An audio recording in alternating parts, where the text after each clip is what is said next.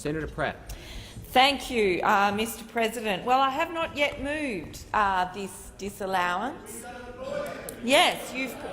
Senator Pratt, are you moving this motion? I will move the disallowance, noting that if I don't, I'm sure someone else will take the opportunity to do it for me.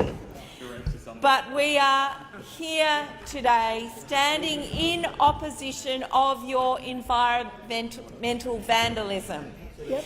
And you are forcing this chamber to make a decision on this disallowance before it had been moved by me, which indeed constrains the opportunity for consideration and debate of these issues. So I forewarn those who are still deliberating on this issue. I call on you not to vote with the government at this time, because we should not be standing here allowing Australia's network of marine parks to be gutted. What we see here in what the government is doing is, frankly, the more pristine the area of protected, the more savage the changes are. We have in the government's alternative marine park plans the Coral Sea, which has been the jewel in the crown of our territorial waters in our Commonwealth marine parks. It's going from being protected to now being a haven for longlining and trawling. So I call on the crossbench not to listen to the mistruths that are told by those opposite. Claims like Labor did not adequately consult on the marine parks. This is utterly false. We took 6 rounds of consultation. We received almost 750,000 of submissions, 250 stakeholder meetings attended by more than 2,000 people. This is more than 6 times the submissions that the Turnbull government received on your own proposals. Even your hand-picked review panel found Labor's consultation processes had been extensive. Indeed, your own review panel said in its own findings there was considerable amount of consultation fatigue expressed by many stakeholders in face-to-face meetings. A common initial comment was, "We've already been through this. Why can't we just get on with it?" So there was buy-in and support for Labor's marine parks, and you have just gone ahead and sought to trash them. Indeed, these claims about inadequate consultation were made by one Mr Davey, and I find this particularly galling, particularly surprising, given he personally attended a consultation meeting with Tony Burke, the Environment Minister, on the 6th of May in 2012. And he was there with a range of other fisheries stakeholders and several departmental officials. It doesn't matter how this government tries to spin it. You are undertaking the largest ever removal of any area from conservation in our nation's history. So we stand here to support the original marine park plans as endorsed, as consulted and as secured by the Labor Party. Senate estimates indeed revealed that consultation means nothing to this government. There were 82,000 submissions received on marine management plans from the Director of National Parks. These plans that we have before us that we're seeking to disallow are even worse for the environment than the recommendations of the review of marine parks commissioned by the Abbott government before this government. We have 97% of submissions calling for Labor's original plans that were put in place in 2013 to be restored. Among those identified as recreational fishers, for example, 95% of those submissions asked for the plans to be restored. And why? Why? Because Labor's marine parks are substantively better for recreational fishers than your alternative plans. They're significantly better and they allow recreational fishing in areas that will enable regeneration of those fish, but instead you want to open those areas to commercial fishing and absolutely trash the marine protection that is there that would indeed support the enjoyment of recreational fishers in our country. So let's go through what we stand to lose here. We stand to lose significant parts of the coral sea protection. Minister Frydenberg's proposal sees that absolutely smashed and decimated. It is extraordinary. In my own home state of Western Australia, the dementia fracture zone is also absolutely decimated in its marine protection areas. And if it was appropriate to show you the maps in this place, I would. But unfortunately,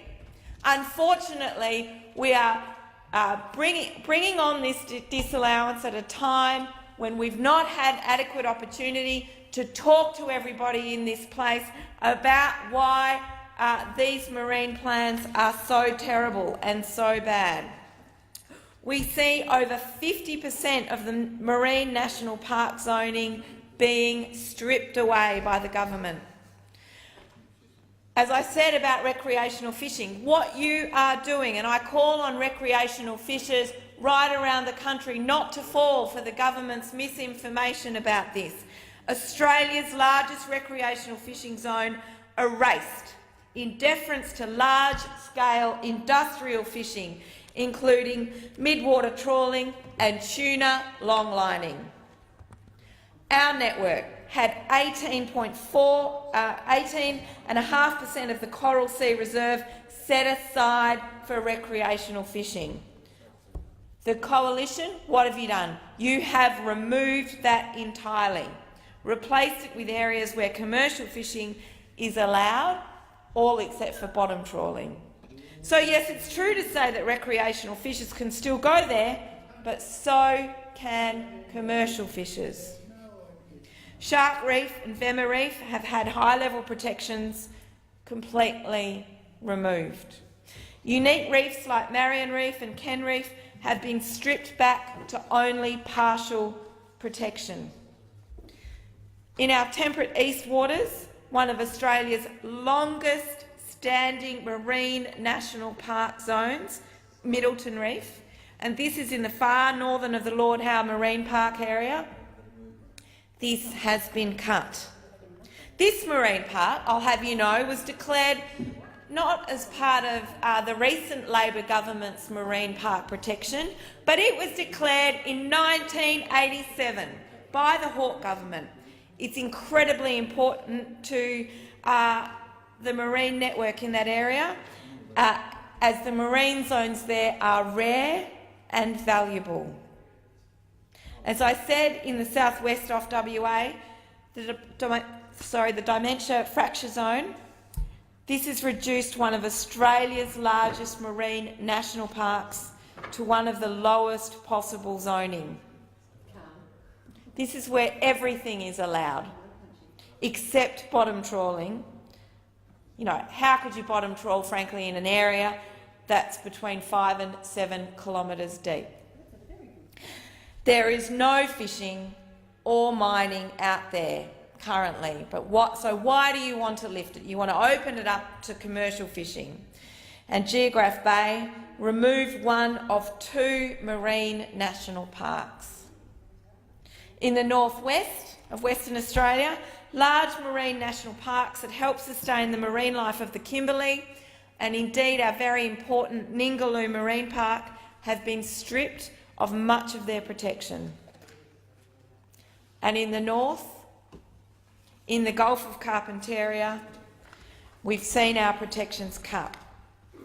off the Wessel Islands, Karumba and in the Torres Strait, leaving those important areas open to both bottom trawling and to mining.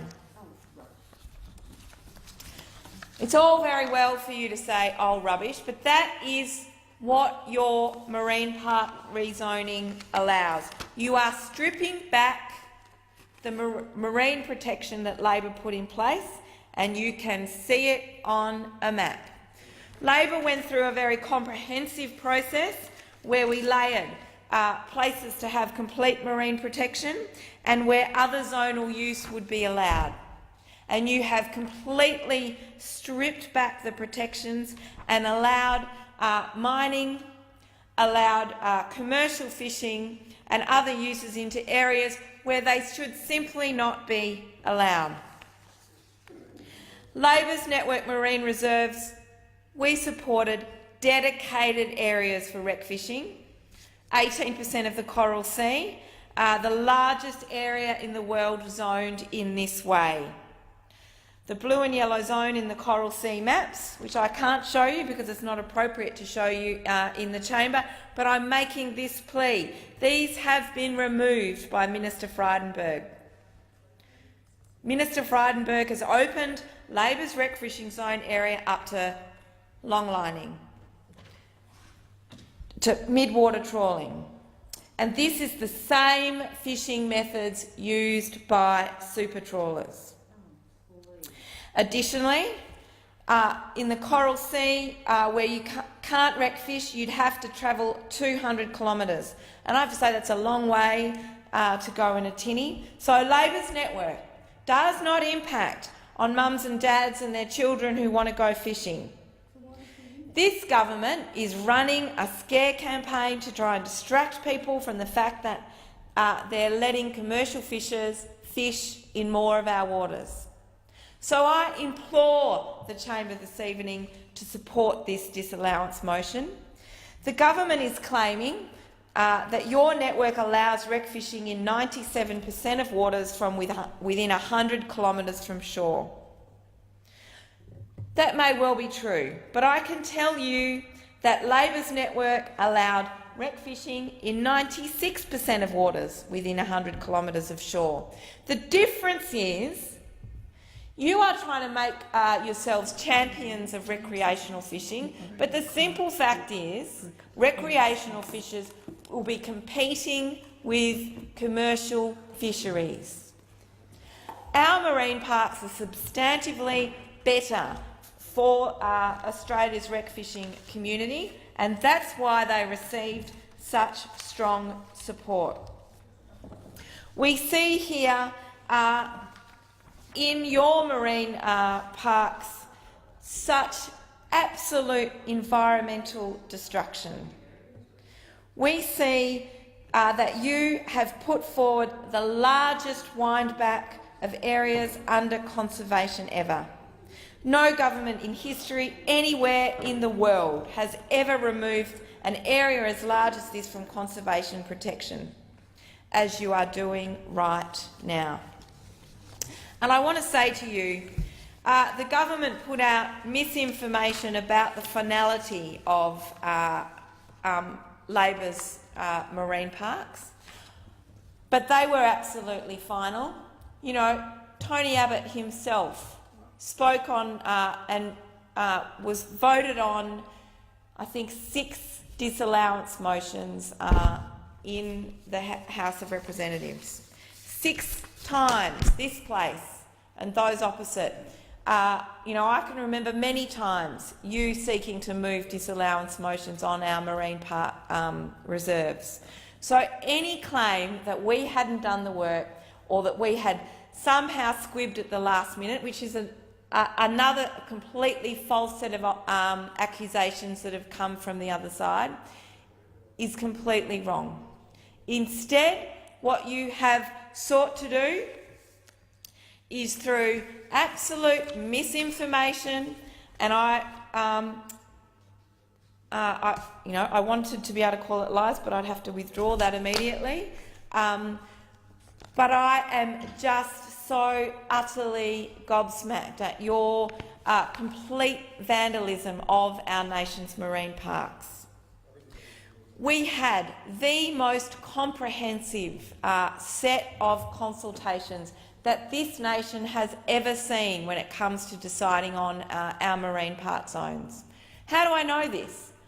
Because I was part of them, because I met with stakeholder after stakeholder. I took issues from the environment movement, from rec fishers, from commercial fisheries, from APIA and others. I took those issues to the minister, and I was part of the deliberations in balancing out what went where and what was important to keep in and keep out. More than 200 meetings. Now, this is way above and beyond what the government has done in putting forward its alternative proposals. You have completely caved in to, I'm not even sure what, your own right-wing internal anti-environment agenda. I cannot see anywhere the logic for what you are seeking to do. There's been no big industry calls for this. There's been no rec fishing calls for this. I can only put it down to some kind of innate anti-environment agenda coming from the other side. Because what you are doing is completely irrational. It's been through a completely inadequate process. It's had completely inadequate consultation, and it completely strips back the environmental protection that our nation's oceans deserve. Now, you should recognise that globally our oceans are in absolute crisis, and what our oceans need to see globally is more of this kind of protection, not less.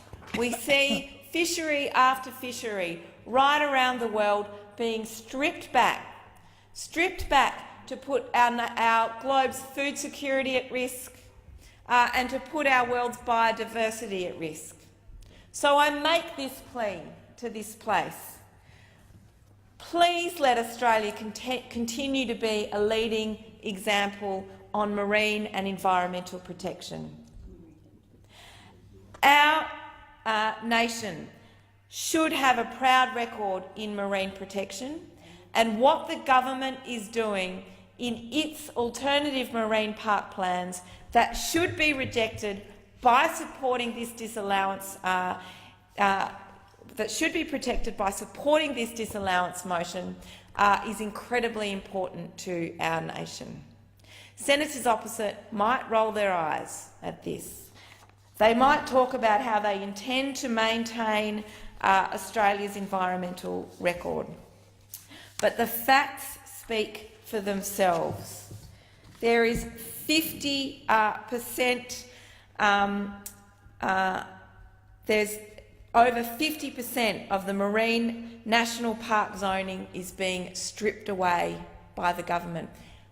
That's like halving our national parks on land. But, you know, maybe we're getting a taste of that after question time this week. Maybe we're getting a taste of that, where the government refused to rule out logging in national parks. You know that's not true.